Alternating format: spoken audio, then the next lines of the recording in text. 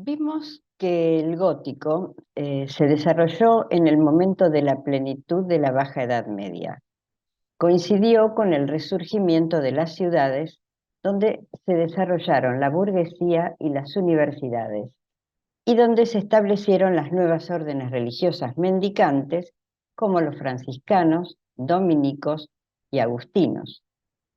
Es importante tener en cuenta el sacudimiento intelectual que se produjo en Europa en los siglos XII y XIII, estimulado por el contacto con las civilizaciones bizantina y musulmana a consecuencia de las cruzadas y de la actividad comercial que acercaron al mundo occidental nuevas ideas y nuevas costumbres. La recuperación del saber en las universidades y la filosofía escolástica produjeron un cambio de mentalidad que condujo a una nueva espiritualidad y a una nueva humanización de la divinidad. Se comprendió que a través de la belleza del mundo sensible, el hombre podía acercarse a Dios. El mundo sensible, su belleza, creado por Dios, merecía ser representado con naturalidad. Además, para atraer a los fieles, la imagen se humanizó. Se representó un Cristo sonriente y amable, o mostrando su humanidad sufriendo, y a María mostrando ternura maternal. Cambió la forma de llegar a los fieles. La imagen de Dios ya no es terrible y justiciera como en el románico, sino es paternal y amable. Es un Cristo humano y que sufre. La figura de Cristo antes se representaba como juez, rey y Dios, ahora se humaniza. Y la Virgen ahora es una madre amorosa que se curva para acariciar a su hijo, o sufre, como en el caso del tema de la piedad. Igual que en el período románico, la escultura gótica, además de una finalidad decorativa, tenía la función de transmitir las enseñanzas de las Sagradas Escrituras. Era el catecismo de los analfabetos, que era la inmensa mayoría de la población. Siguió siendo un oficio. Los artistas eran considerados artesanos y se agrupaban en gremios, pero ahora empiezan ya a conocerse escultores renombrados como Klaus Luther o los hermanos Nicolás, Giovanni y Andrea Pisano. Como en el románico, las esculturas siguen siendo policromadas y además de encontrarlas en portadas, capiteles y claustros, ahora también las vemos en gárgolas, que son elementos decorativos que aparecen en cornisas y balcones y que con frecuencia sirven para recoger el agua de lluvia de los techos. Se presenta una gran variedad temática, como animales fantásticos, monstruos o personas en actitudes divertidas. Como vemos, se pierde el temor y el respeto al símbolo. La gárgola deja de ser monstruo para ser simple desagüe pluvial. Los sepulcros. Muchas capillas de las iglesias se convierten en panteones familiares. Son encargos privados, lo cual es una novedad. La escultura funeraria tiene una función de prestigio. Aparecen verdaderos retratos de los nobles o burgueses sepultados en ellos. Pueden estar adosados al muro o ser exentos. Las figuras pueden ser yacentes, orantes, recostadas y vestidas según su condición social. Los retablos son parte esencial de las iglesias góticas. Se sitúan detrás del altar mayor y también en las capillas. Son de madera policromada, aunque en ocasiones se realizaban en piedra o metales preciosos, y son una unión de escultura, arquitectura y pintura. Las técnicas de tallado de madera se hacen cada vez más sofisticadas, llegando a su máximo esplendor en la integración del color y el diseño arquitectónico de complejísimos retablos. Las sillerías del coro, que es donde se reúnen los religiosos para cantar o rezar, son de madera y fueron talladas por grandes escultores de la época. En cuanto a las portadas, el escultor gótico utilizaba, al igual que en el románico, tanto la escultura como el relieve. La puerta sur del baptisterio de Florencia es la obra máxima de Andrea Pisano, del año 1332. Son 14 escenas en cada una de las puertas que narran la vida de San Juan Bautista y las 4 virtudes. Las figuras están inscritas en un marco cuadrilobulado. Si bien la escultura sigue dependiendo considerablemente de la arquitectura, se va liberando de a poco del marco arquitectónico. Proliferan las estatuas columna, que son más independientes de la arquitectura. Todavía no son exentas. Son esculturas adheridas a las jambas y parteluces, pero los pies tienen volumen, sustentan el cuerpo, se apoyan. La tela sugiere la anatomía, se recupera el cuerpo y se humaniza la figura. Las figuras van ganando naturalismo. Son más estilizadas, de líneas más redondeadas, con movimientos más elegantes, aportando dinamismo y movimiento, con gestos y expresiones más naturales, expresando sentimientos, y hay mayor tendencia a la búsqueda de la belleza. Los cuerpos y los ropajes son más voluminosos, generando más claros oscuros y juegos lumínicos que se traducen en dinamismo y profundidad, y se pierde la frontalidad. Los personajes se miran e interactúan entre ellos y las composiciones empiezan a ser más narrativas. El programa iconográfico de los tímpanos en general se centra en el Nuevo Testamento. Se representan la crucifixión, el juicio final y la vida de la Virgen o de los santos.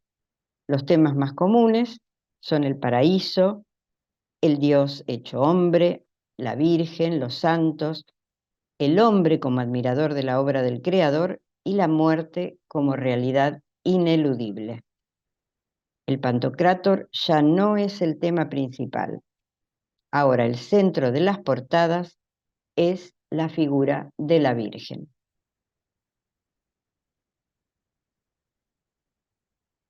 En el siglo XII, que es cuando se desarrolla el gótico primitivo, los programas iconográficos románicos ejercieron una gran influencia sobre los góticos, que se convirtieron en una evolución natural de aquellos.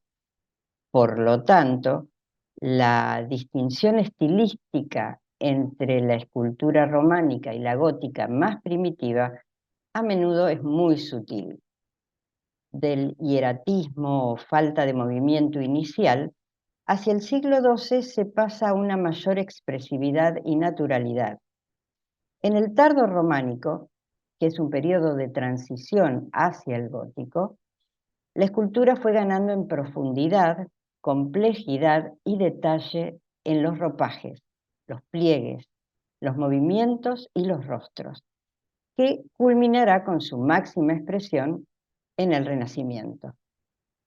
Del mismo modo, el escultor se va soltando, se va liberando de la llamada ley de adaptación al marco, que lo obligaba a adaptar las figuras al espacio del que disponía, encogiéndolas o alargándolas o colocándolas en posiciones forzadas.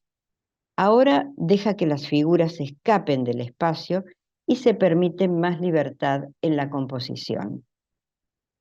Esto lo vemos en todo su esplendor en el pórtico de la gloria de la Catedral de Santiago de Compostela, que es de finales del siglo XII, momento de transición del románico al gótico.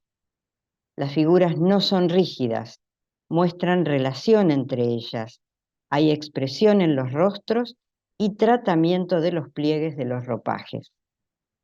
En la arquivolta, los 24 ancianos del Apocalipsis con instrumentos musicales charlan en parejas. En una de las jambas, a la izquierda, están los profetas. Jeremías, afligido. Daniel, sonriente. Isaías y Moisés, con las tablas de la ley.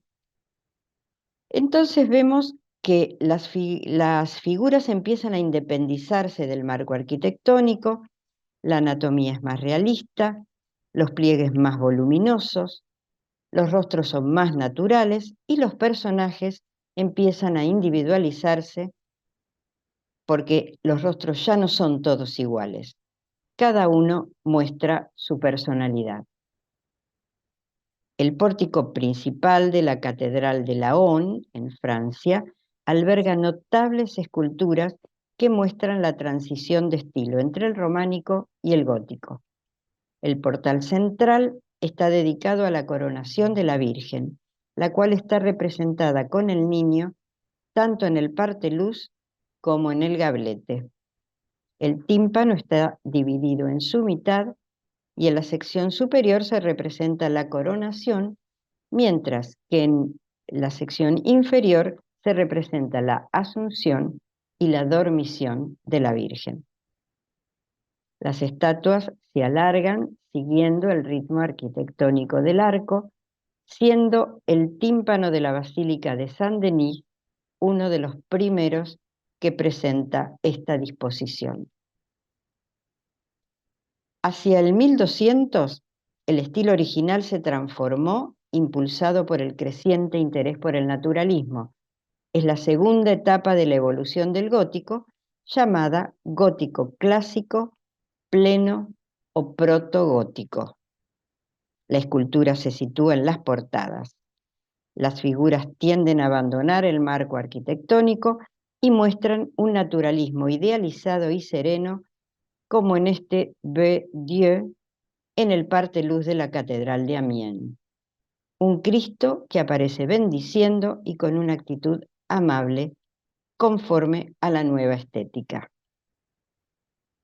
En el grupo de la Anunciación y Visitación de la Catedral de Amiens, también se avanza hacia el naturalismo con una Santa Isabel vieja y una María joven, además de los avances en el volumen y los pliegues de influencia clásica.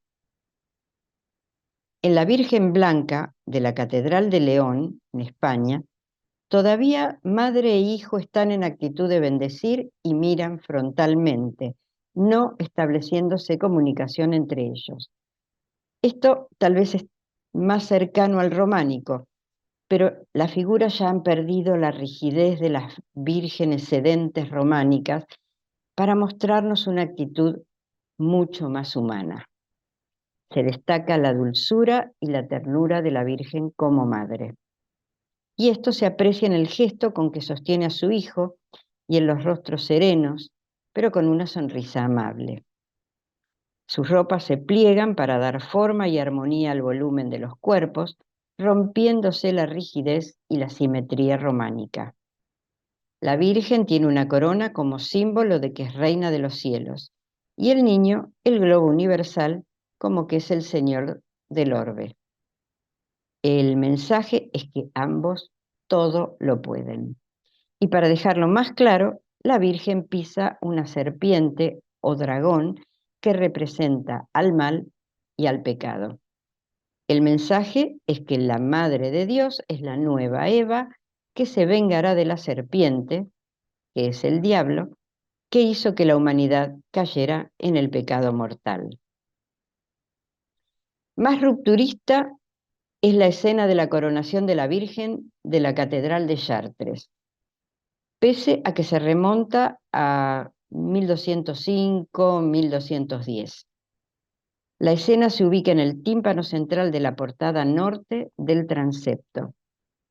La Virgen está representada como Reina de los Cielos a la derecha de Cristo, también coronado y bendiciendo a María.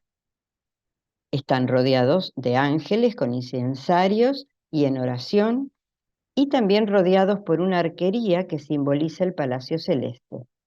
Ambas figuras son de igual tamaño y ocupan lugares de igual importancia.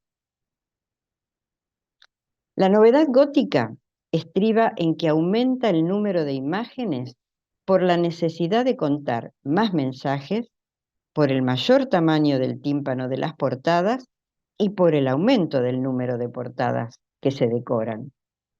Los tímpanos se llenan con escenas del juicio final, de la vida de la Virgen o de los santos, con una gran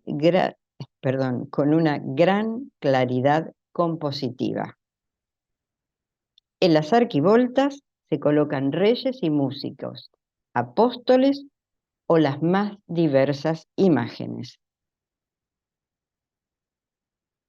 Las estatuas columnas de santos bajo doseles y sobre peanas ocultan las jambas.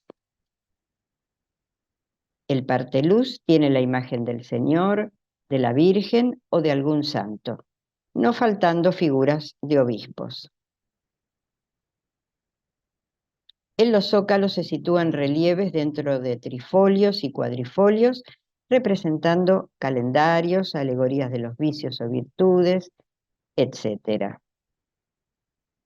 Y finalmente, el adorno floral de frondas cubre de vegetación los perfiles arquitectónicos o encajes tallados en piedra que adornan las portadas. En las catedrales de Reims, Amiens y Notre Dame, el gótico quedó fuera de las influencias del románico y las esculturas son independientes de las columnas. En este período apareció por primera vez el uso del contrapposto. Este recurso técnico pretendía dar más gracia y movimiento a las imágenes, que eran presentadas en actitudes más dinámicas, y se realizaba un tratamiento de los volúmenes anatómicos que en muchos casos ya no quedaban ocultos por la ropa. Dentro del proceso de valoración de lo que es natural, el cuerpo humano salió especialmente beneficiado, ya que hasta entonces era visto como una masa de corrupción, polvo y cenizas. Pero el esquema simbólico del románico y del gótico primitivo fue abandonado definitivamente y en poco tiempo se consiguió el naturalismo de una manera que no se veía desde el antiguo arte griego y romano. Lo vemos en esta figura de Adán, que originalmente estaba en la fachada de la Catedral de Notre Dame en París. En esta etapa se destacan grandes trabajos de orfebrería y bronce, como el relicario de los Reyes Magos en la Catedral de Colonia, en Alemania, o la pila bautismal de San Bartolomé en la ciudad de Lieja. Hacia 1250, la escultura arquitectónica ya mostraba signos de declive y fue sustituida por una decoración abstracta o floral. Ganaron importancia la estatuaria independiente, como el jinete de Bamberg, en la catedral de esa ciudad, en Alemania, o los retratos de Eckehard II y Uta von Meissen, en la catedral de Naumburgo, que todavía conservan la policromía original.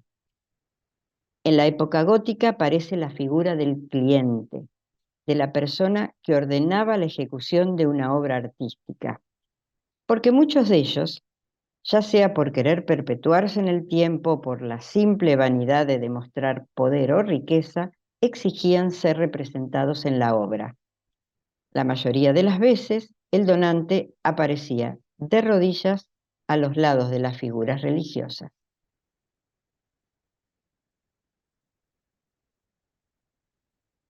Antes de finales del siglo XIII, el gótico se había extendido por Alemania, la península ibérica, Inglaterra e incluso había llegado a Italia y a Escandinavia, dando paso a la siguiente fase llamada gótico internacional. Comprende el período entre mediados del siglo XIV hasta mediados del siglo XV, con su punto álgido en el año 1400, con un gran movimiento de artistas y de intercambios entre las escuelas regionales. Pero cuando hablamos de internacional, no implica que el estilo se convirtiera en algo homogéneo. La escultura italiana del período gótico fue la más clasicista de toda Europa. Se destaca la obra de Nicola Pisano y su hijo Giovanni. Este es el púlpito hexagonal de la Catedral de Pisa, levantado sobre una columna central, colocada sobre un pedestal con imágenes grotescas, que son alegorías de las antiguas religiones paganas. 3 de las 6 columnas externas descansan sobre leones que representan el triunfo del cristianismo. El púlpito propiamente dicho tiene forma hexagonal. Los paneles están tallados a la manera clásica, con escenas del Nuevo Testamento, y en los relieves se insinúa la profundidad. Este otro púlpito, obra de Giovanni Pisano, está en la Catedral de San Andrés en Pistoia. La estructura es parecida al de Pisa. Acá vemos un detalle de uno de los 5 relieves. Es el de la matanza de los inocentes.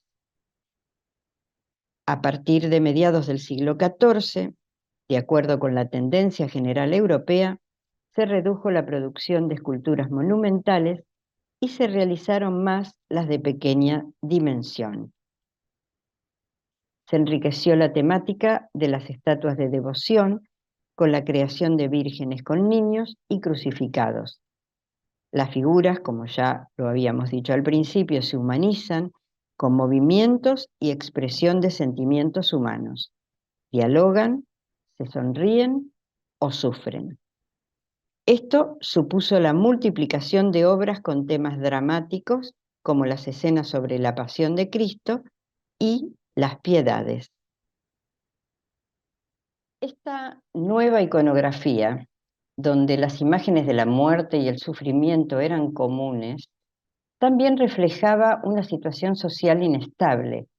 Cuando las guerras eran habituales, la vida cotidiana del pueblo estaba marcada por una violencia gratuita, el hambre era una sombra constante, las frecuentes revueltas populares contra unos impuestos abusivos eran reprimidas con muchísimo rigor, y las epidemias diezmaban la población, como la peste negra, que azotó entre 1347 y 1351 y que se calcula que provocó la muerte de 1/3 de la población europea. Se avanza hacia el realismo más cercano a lo natural. Las figuras tienden a independizarse del marco arquitectónico y por lo tanto se difunde el alto relieve que da mayor volumen o corporeidad. Otra novedad de esta época son los monumentos funerarios y las tumbas privadas.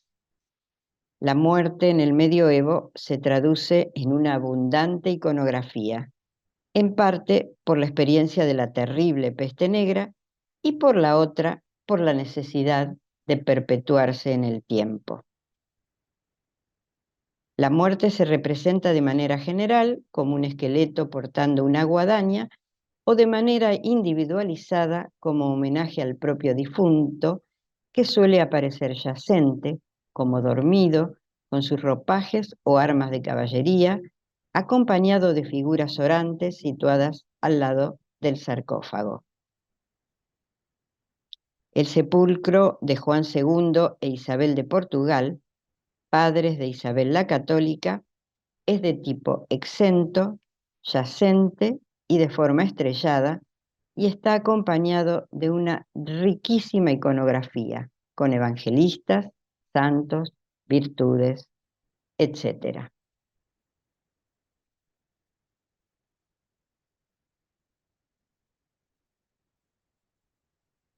Entre los siglos XV y XVI se desarrolla la fase final del estilo gótico, el gótico tardío. No es una etapa de decadencia, sino que de manera gradual el estilo va desapareciendo, dando lugar al Renacimiento y al manierismo. Fue en esta etapa cuando se realizaron algunas de las obras góticas más ricas y complejas. y en relación con el naturalismo y el internacionalismo, representa el coronamiento de lo que se había logrado en la fase anterior. Hay unas diferencias bastante significativas en la sociedad europea de la época que pueden contribuir a explicar la transformación artística que se está produciendo. En economía, la apertura de nuevas rutas comerciales y de grandes viajes modificó el eje del comercio internacional entre las naciones de Europa Occidental. Portugal y España se erigieron como potencias navales seguidas por Francia, Inglaterra y los Países Bajos. El oro y otras riquezas de las colonias americanas, africanas y asiáticas llegaban a estos países en cantidades nunca vistas y, entre otras cosas, permitió una verdadera explosión en la promoción de las artes. El saqueo de Roma de 1527 causó la huida de muchos intelectuales y artistas italianos. Este fenómeno significó la difusión a gran escala de la tradición clásica renacentista italiana y se produjo una activa circulación de obras de arte italiano y de textos clásicos. Por otra parte, la imprenta, recién inventada por Gutenberg, permitió la difusión de la cultura en general de una manera mucho más eficiente, rápida y generalizada entre todos los países. Y así, varios elementos estéticos provenientes de Italia se convirtieron en elementos con presencia en la mayor parte de lugares donde el gótico existía todavía con fuerza y que originó una multiplicidad de corrientes eclécticas. Otra tendencia evidente del período fue desarrollar un gusto por la máxima sofisticación, donde se advierte de manera notable es en los grandes retablos, con varias escenas yuxtapuestas que sustituyeron a las portadas de la fachada como forma de ilustración didáctica de la doctrina en un gran panel narrativo. La propia estructura de los retablos enmarcaban las escenas en estructuras arquitectónicas, a menudo recordando una fachada de iglesia. Hay una tendencia hacia lo patético, imágenes más voluminosas y gusto por los detalles. Son figuras robustas, expresivas, con pliegues cortantes y rígidos. Sigue el auge de la escultura funeraria. Esta es la tumba de Martín Vázquez de Arce, el doncel. Corresponde al tipo de sepulcro adosado y bajo arco. Se lo representa como caballero, recostado de lado y leyendo. El hecho de unir la vestidura militar y la lectura simboliza el ideal humanista del caballero de finales del siglo XV. Exalta la muerte heroica, ya que murió combatiendo al Islam, pero con el ideal prehumanista de los nuevos tiempos. El león da fe de su valor en el combate. Sigue primando el temor a caer en la idolatría. Por eso la escultura exenta, es decir, la de bulto, la que se puede rodear, la que no está adosada al muro, sigue siendo muy escasa. El bulto redondo empieza a desarrollarse con fuerza solamente como imágenes de devoción para los altares. Se reduce a imágenes del crucificado, de la Virgen sedente con el niño y excepcionalmente algún santo, realizadas en madera policromada, marfil y metal. En el románico, al Cristo en la cruz se lo representaba sin expresión de dolor, mostrando su omnipotente poder a quien nada le podía afectar, ni el dolor ni la muerte. Los ojos solían estar abiertos o semicerrados y siempre aparecía vivo, venciendo a la muerte, a menudo coronado. Era un Cristo triunfante. Presentaba el cuerpo derecho, los brazos horizontales, las manos abiertas y las piernas y pies paralelos. El cabello largo caía detrás de las orejas y mechones sobre los hombros. Tenía barba recortada y bigotes. Aparecía apoyado en la cruz en vez de colgado, crucificado con 4 clavos y sin corona de espinas, ni heridas, ni sangre.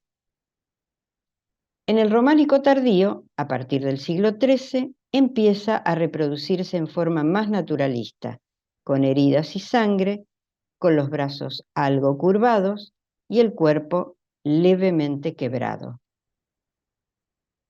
El gótico es una etapa inestable, llena de cambios, de conflictos entre reinos, herejías y un cambio climático que traerá un clima duro y frío que se traducirá en malas cosechas y hambrunas. Y como broche final, la peste negra. El Cristo es también un reflejo de la época. Ante el sufrimiento de los fieles, se prefiere un Cristo humano, doliente, que comparte las penurias de su gente. Frecuentemente es un Cristo muerto, más naturalista, que cuelga de la cruz. Se lo representa con gran dramatismo. Se lo muestra en agonía, con los ojos cerrados y con la corona de espinas. Se lo representa desnudo, con 3 clavos, usando uno solo para los pies, lo que rompe la simetría de las piernas y el hieratismo, haciendo que el cuerpo adquiera un cierto movimiento curvo. Y aparecen otros elementos de la pasión, como la lanza de Longinos o el cartel de INRI. En cuanto a la Virgen, en el románico aparecía sentada, de frente, con el niño sobre sus rodillas, igualmente de frente, en actitud de bendecir con la mano derecha. Ambos personajes eran hieráticos, de facciones serias, parecían mirar distantes, marcando claramente la diferencia entre el mundo de lo sagrado y el mundo terrenal del fiel que los observaba. Las representaciones carecían de cualquier atisbo de dulzura en la expresión o comunicación entre madre e hijo, siguiendo el modelo bizantino de Teótocos, es decir, trono de Dios, la Virgen es ella misma un trono para el Hijo, o el modelo Sedes Sapientae, es decir, trono de sabiduría. La Virgen del Gótico, en cambio, sujeta al niño en un brazo, muestra una actitud maternal hacia él, inspira ternura. El modelo de los parteluces pasa al bulto redondo, aplicándose a otros materiales como la madera policromada, el mármol y el marfil. La Virgen Blanca del altar mayor de la Catedral de Toledo es un magnífico ejemplo. La escena es mucho más humana. Las figuras se sonríen. La Virgen sostiene a su hijo con gesto maternal y el niño se comporta como un niño y no como el Creador Todopoderoso al acariciar a su madre. El fin de la escultura gótica se localiza con precisión con el surgimiento del Renacimiento en Italia a comienzos del siglo XV, con la famosa competencia por el encargo de las puertas del baptisterio de la Catedral de Florencia. Sin embargo, la influencia del gótico se extendió más allá de los límites de Italia a lugares como España, Alemania y Flandes, donde los modelos góticos se encuentran hasta comienzos del siglo XVI. Y aquí terminamos con la escultura gótica. En nuestro próximo encuentro, el mes que viene, veremos bellísimos ejemplos de pintura de este periodo. Los espero y gracias por participar. Hasta entonces.